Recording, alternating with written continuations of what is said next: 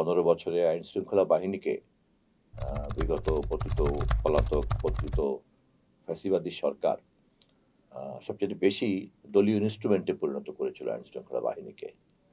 ফলে আইন শৃঙ্খলা বাহিনীর জনগণের কাছে যে একটা নৈতিক গ্রহণযোগ্যতা এবং তার যে একটা নৈতিক কর্তৃত্ব, এটা ফুরিয়ে গিয়েছে। যে কারণে আমরা দেখেছি যে 5ই আগস্টের পরে পুলিশ আক্রোশের শিকারে পরিণত হয়েছে। একদিকে যেমন পুলিশের গুলিতে আহ, আহ, শহীদ হয়েছে ছাত্র জনতারা, হাজার হাজার মানুষকে, আবার ঠিক তেমনি ভাবেই পুলিশের উপরে এই আক্রোশটা জনগণের রয়ে গিয়েছে।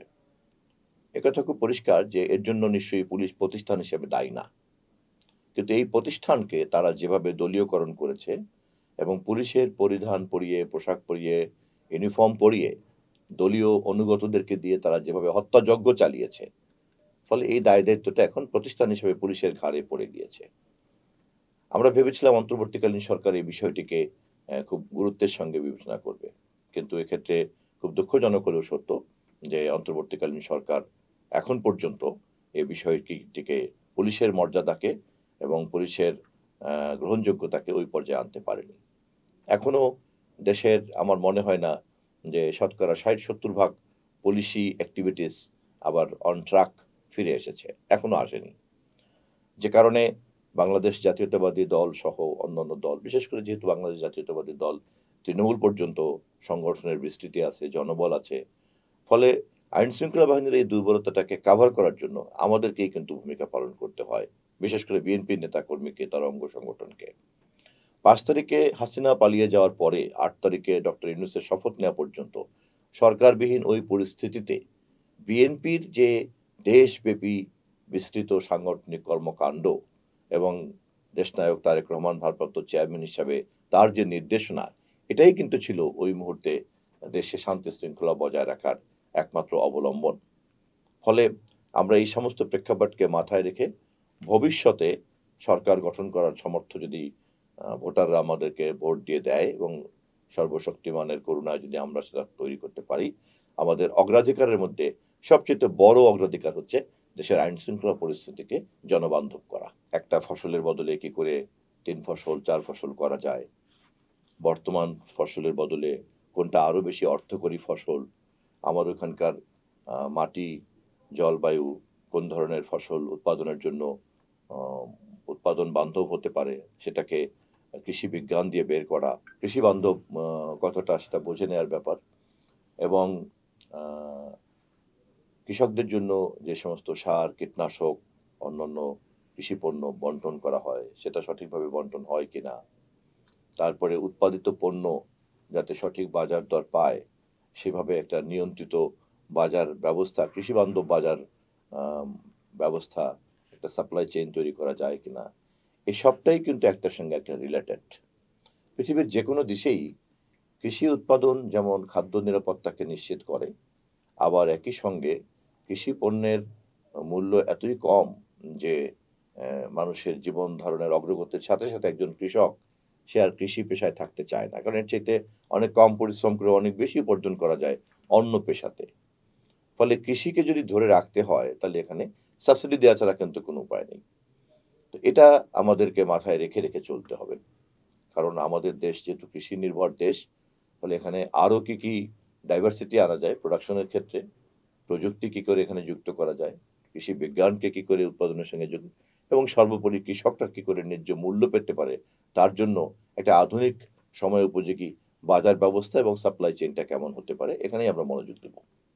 ইতিমধ্যে আমাদের নেতা দেশনায়ক তারেক রহমান এ ব্যাপারে ঘোষণা দিয়েছেন 31 দফার মাধ্যমে। আমাদের জনগোষ্ঠীর অর্ধেক হলো নারী এবং আমাদের রপ্তানি প্রায় শতকরা 80% হচ্ছে রেডিমেড গার্মেন্টস, এবং এই আরএমজি উৎপাদনের শ্রমিকদের মধ্যে শতকরা প্রায় 60 থেকে 70% হচ্ছে নারী। এবং আমরা জানি যে আমাদের এই রপ্তানি আয়ের ক্ষেত্রে তাহলে নারী শ্রমিকদের কত বড় একটা অবদান। আমাদের দেশে বৈদেশিক মুদ্রা অর্জনের বড় মাধ্যম দুটো, একটি হচ্ছে রেডিমেড গার্মেন্টস রপ্তানি করা, আর একটা হচ্ছে শ্রম রপ্তানি করার মধ্য দিয়ে রেমিটেন্স পাওয়া। এই দুটো হচ্ছে আমাদের বৈদেশিক মুদ্রার নিট ইনকাম। ফলে দেখা যাচ্ছে যে নারীর ভূমিকাটা শুধুমাত্রই তাকে স্বয়ংসম্পূর্ণতা দিচ্ছে না, সে বরং সে আমার বৈদেশিক মুদ্রা অর্জন করার ক্ষেত্রে একটা গুরুত্বপূর্ণ ভূমিকা পালন করছে। এবং তার যে প্রকৃতিগতভাবেই তার যে একটা মাতৃসুলভ সৃষ্টিশীল বৈশিষ্ট্য, তার সঙ্গেও কিন্তু গার্মেন্টস শিল্পের শ্রমিকদের বৈশিষ্ট্যের একটা মিল রয়ে গেছে। আমরা এ কারণেই খুঁজে, খুঁজে বের করব যে সমস্ত নারীরা প্রচলিত সামাজিক কুসংস্কারকে পাশ কাটিয়ে তার সৃষ্টিশীলতাকে সামনে আনার সাহস দেখিয়েছেন, সমাজ এবং রাষ্ট্রের দায়িত্ব হলো তাকে উৎসাহ দিয়ে তার প্রতিভাকে কাজে লাগানো। আমরা এই ক্ষেত্রে ভবিষ্যতে নারী মন্ত্রণালয় সহ অন্যান্য যেকোনো ক্ষেত্রেই নারীকে একটা আলাদা অগ্রাধিকারের জন্য একটা ব্যবস্থা রাখব। আমাদেরকে ১ম এ একটা জিনিস বুঝতে হবে যে আমরা একটা পুরনো অ রাষ্ট্র, রাষ্ট্র আচার এবং রাষ্ট্র চিন্তা পদ্ধতি সবটাই কিন্তু একটা পুরনো। এবং এই যে জেন জির সঙ্গে আজকে যে ব্যবধান, এটা কিন্তু যত না বেশি বয়সের কারণে, তার চাইতে কিন্তু অনেক বেশি ব্যবধান হচ্ছে যে প্রযুক্তি নির্ভর চিন্তা মনোজগতের যে একটা প্রভাব, আর পুরনো ব্যবস্থাটা যেভাবে অ্যানালগ বেসড একটা পদ্ধতির মধ্যে যে আমরা আছি, ১ম এ নীতি নির্ধারককে এটা বোঝার প্রয়োজন রয়েছে যে পুরনো ব্যবস্থাগুলি অচল হয়ে গিয়েছে। এটাকে ফেলে দিতে হবে। এবং ফেলে দেওয়ার জন্য নতুন সময় উপযোগী করার জন্য কোথায়, কোথায় কি, কি কাজ দরকার এবং এর জন্য নতুন জ্ঞানটা কি এবং সেই নতুন জ্ঞানটা কারা ধারণ করেন এবং সেই সমস্ত নতুন জ্ঞানের ধারকদেরকেই নীতি নির্ধারণী পর্যায়েতে সংযুক্ত করা, অন্তর্ভুক্ত করা, এটা হচ্ছে ১ম চ্যালেঞ্জ। আমাদের নেতা তারেক রহমান সাহেব যদি এটা বুঝেছেন, ফলে সে কারণেই আমরা আশাবাদী যে আমরা আ এই কাজগুলির ক্ষেত্রে সময় উপযোগী সিদ্ধান্ত নিতে পারব।